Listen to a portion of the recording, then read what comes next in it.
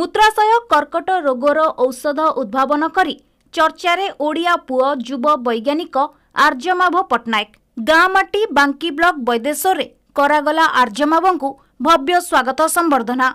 प्रथमे गाँ प्राथमिक विद्यालय परे कटक सरस्वती शिशु मंदिर रे पाठ पढ़ी अमेरिका रे रही मूत्राशय कर्कट रोगर निराकरण पई औषध तैयारी करी चर्चारे ओडिया पुओ। कटक जिला बांकी वैदेश्वर माटीर युव वैज्ञानिक आर्यमाभ पट्टनायक गतकाली निज जन्म माटी वैदेश्वर को फेरिबा परे कराजाइछि तांकु अंचलवासींक पक्षरु भव्य स्वागत संबर्धना।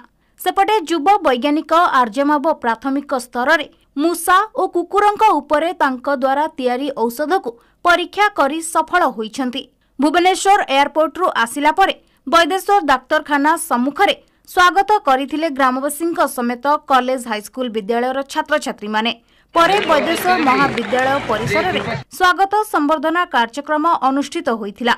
एथिरे सरपंच सुरंजन पंडा, प्रोफेसर डॉक्टर सुबित पट्टनायक, शिक्षक ध्रुवचरण साहू, प्रेमानंद बेहेरा, उमाकांत बेहेरा, समाजसेवी रविनारायण मंगराज प्रमुख विशिष्ट व्यक्ति माने जोगदेई वैदेश्वर माटी एक वैज्ञानिक पाई गर्वित सह भूरी प्रशंसा करिथिले। बांकीरू मानस रंजन साहू रिपोर्ट, खबर हब ओडिशा।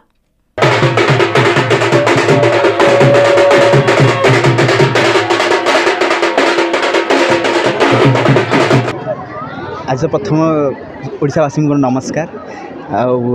काली मु अमेरिका आसिक पहुँचली।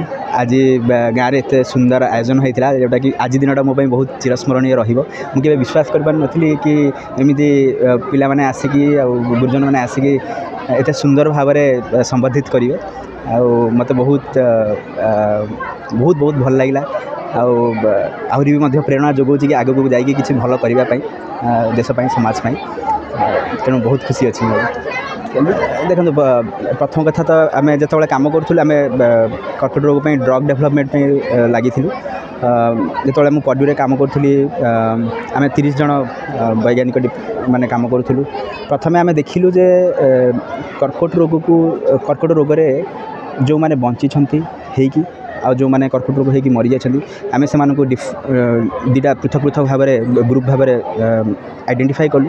तापर से डाटा को लेकिन गुणसूत्र डाटा को लेकिन आम देखिलु किसी गुड़े जीन जो मैंने बंची थे कर्कट रोग से गुड़ा बहुत गुड़े अधिक जोर एक्सप्रेस करुच्ची।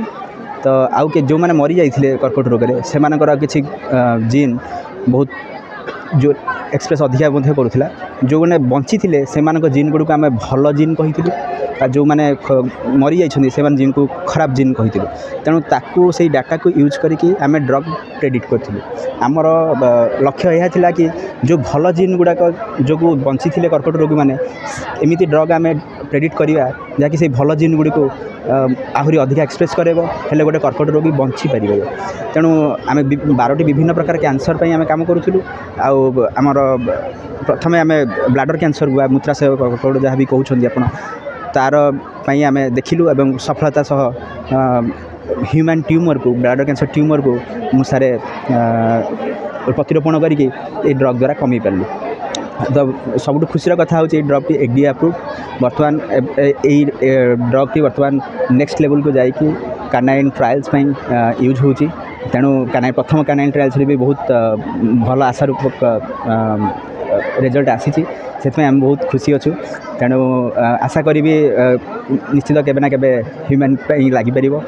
से देखु मु बहुत खुशी अच्छी कारण आम ये वैदेश्वर गाँव में जन्मग्रहण करी जड़े विश्व दरबार में वैदेश्वर को परिचित कराई या बड़ी कौन भल जिनस ना। द्वितीयतः आर्यमाभ पट्टनायक होती मो छात्र मुझे पाठ पढ़ाई तेणु जड़े शिक्षक हिसाब से मो गर्व मोर छाती फाटी पड़ुछि। द्वितीयतः मो गाँव में से जन्मग्रहण करी तेणु गाँ पाई से जो गर्व आनी विश्व देखी। तेणु आशा रखुची तेणु आर्यमाभ पट्टनायक तांकर सफलता पांतु एवं जनसेवारे तांकर समस्त वैज्ञानिक इतिवृत्ति तांकर जनसेवारे प्रेरित हो।